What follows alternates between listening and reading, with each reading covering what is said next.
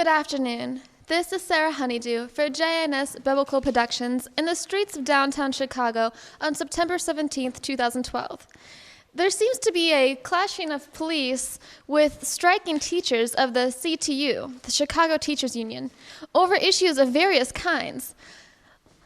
Let's see if by talking to some of the teachers, we can get a consensus of opinion of what has brought them to the strike. All right. Come on, people. Hey, you there. What are you striking for?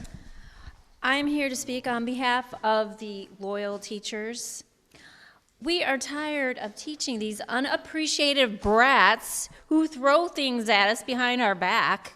Someone needs to teach them a lesson. They need a good spanking so they can either cry or repent. Well, that does sound really tough. So it seems everyone has a gripe about something. Let's see if there's anyone with some authority who represents the CTU who could speak for all the faithful servants or teachers. You. Hi, I am president of the Teachers Union, and I want to say that to call teachers unfaithful is just unfair. There is nothing about teachers that are unfair. They show up day after day to teach our students, our youth, and I don't think it's asking too much to ask for some basic things. So we, as the Teachers Union, we've been there from the very beginning fighting for teachers' rights, like fair pay, like benefits, and things like smaller class sizes. And so the latest thing that's happening, the biggest hot topic right now, is that government wants to tie teachers' pay to test performance, to students' test performance, and we think that that is just unfair. So on September 11th, we voted to strike.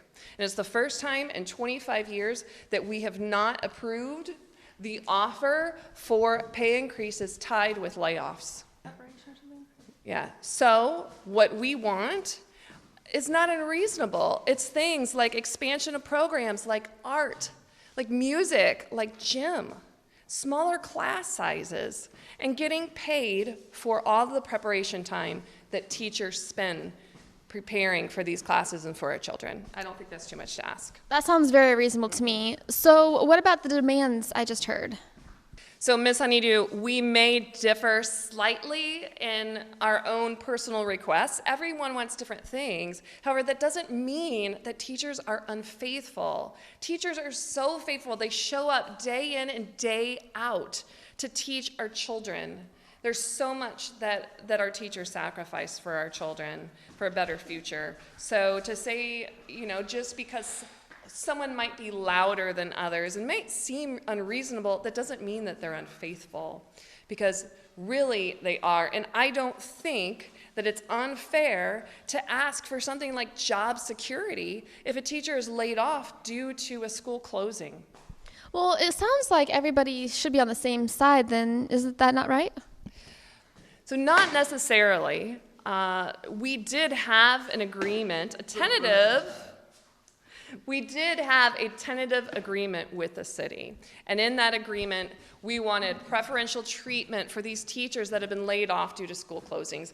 And we wanted for teacher pay to not be variable based off of these test scores of the students. And so we had that agreement, and then the agreement didn't go through. And you know what the mayor's response was? His response was that he filed a legal injunction to force teachers back to work. So if you ask me, it is the mayor that is unfaithful, not our teachers, not these public servants that work tirelessly for our youth. So can you tell me what's happening now? So yes, what's happened now is we voted today to end the strike tomorrow, September 18th. so that our students can go back to school on the 19th. However, we are going to hold town hall meetings across the country in major U.S. cities because we want to get the message out that if we want to make beneficial changes in our public school systems, it's got to come from community collaboration and not from this top-down opposition from government and from mayors. Miss President of the Chicago Teachers Union, I think that we'll have to agree with you as to what's fair for the children as well as the teachers. And as far as the governors and mayors being unfaithful servants, I will have to let our viewers decide who are faithful and unfaithful servants per the parable of the unfaithful and faithful servants in Luke chapter 12, 42 to 48. This is Sarah Honeydew for JNS Biblical Productions saying you have to determine who your master is and be faithful to him.